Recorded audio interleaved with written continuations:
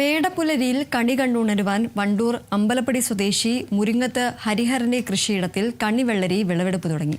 2 acre പാട്ടകൃഷിയിൽ വിഷുവിപണിയിലേക്ക് ആവശ്യമായ എല്ലാത്തരം പച്ചക്കറികളും വിളഞ്ഞു നിൽക്കുകയാണ്. സമീപ ജില്ലയിലേക്ക് അടക്കമാണ് കയറ്റി അയക്കുന്നത്. കഴിഞ്ഞ 10 വർഷത്തോളമായി ഹരിഹരൻ കണിവെള്ളരി കൃഷി ഇറക്കുന്നുണ്ട്.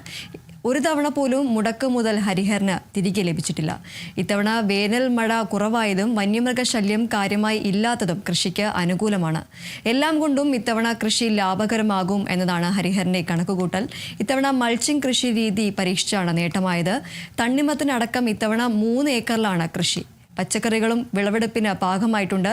പറിച്ചെടുത്ത കണിവെള്ളരികൾ കോഴിക്കോട്ടെ മാർക്കറ്റിലേക്കാണ് അയക്കുന്നത്. ഏകദേശം 3 ഏക്കറോളം സ്ഥലത്ത് കണിവെള്ളരി, തണ്ണിമത്തൻ, മറ്റ് പയറ്, വെണ്ട, പച്ചക്കറികളെല്ലാം ഇപ്പോൾ വിളവെടുപ്പിന് പാകമായിട്ടുണ്ട്.